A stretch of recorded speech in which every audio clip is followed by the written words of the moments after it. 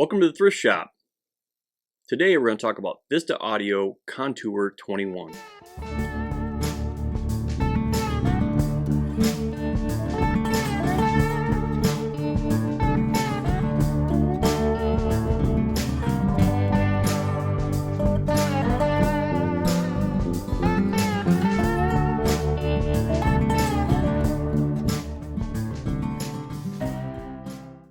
When Vista Audio mentioned something to me about the Contour-21, I asked on how best to use this device and exactly what it did.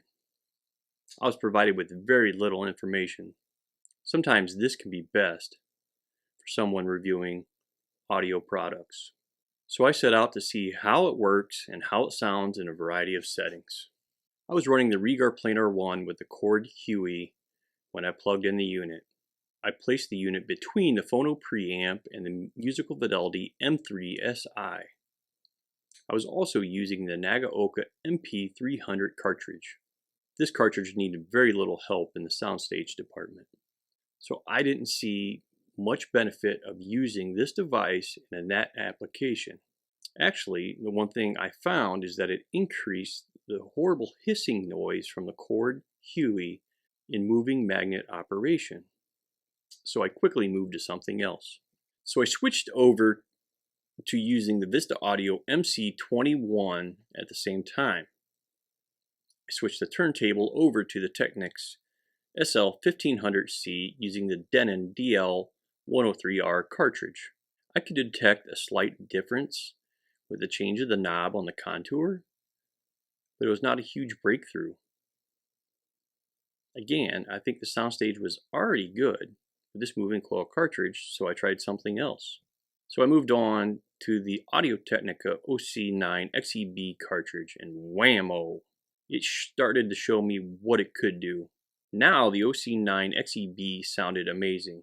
You can easily turn the contour on and off or rotate its knob and to hear the difference.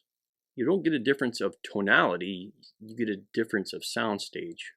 I believe, in my experience, and in this specific application, the greatest improvement was in depth of soundstage. And if your recording is very binaural, like star set divisions, then you might want to dial back the dial on this unit, because too much of a good thing doesn't always sound good. Next, I plugged the unit into the back of my RaspDAC, Raspberry Pi streamer with built-in DAC. The built-in DAC in this Raspberry Pi sounds good on its own. So how would the Contour-21 make it sound? Let me put it this way. I cannot live without this little black box after my listening experience connected to a Raspberry Pi. Seriously, it turned a cheap chip-based DAC with two-dimensional sound into a three-dimensional monster. Imagine the best R2R DAC and how it sounds, the soundstage layering natural sounding vocals. This is how this unit sounds. How instruments have natural air and decay, and like the vocals in the air in the right amount of time. I was first listening to one of my favorite albums, Alice in Chains Unplugged, and I could not stop listening.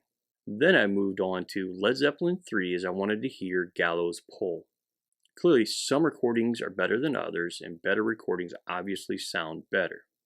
So I don't think this little $210 Contour-21 black box will fix bad recordings or bad speakers, etc. All I can say is at this stage I'm amazed, and I'll probably be ordering several more of these units so that I can get rid of my Denafrips Aries R2R DAC and put this in place after using some chip-based DAC. I will continue to use this device. I'm eager to use it with headphones next to see how it sounds. I can't believe I am this excited about a little black box that's really not a fundamental part of the audio system. I'm not going to say that this will replace your Class A amplification or high-end phono preamp, but it can totally change your listening experience. The Musical Fidelity M3 SI wants to control the soundstage, and this little unit forced it to sound like a Class A amplifier, but with the low-end attack and speed of Class AB. Many will claim the first watt of amplification is the most important, and while it is important, the preamplification prior to the first watt just might be more important. You can find more information about the Contour 21 at Vista Audio or Verdi Audio. I will put links below, non-affiliate links. Thank you. Take care. Bye.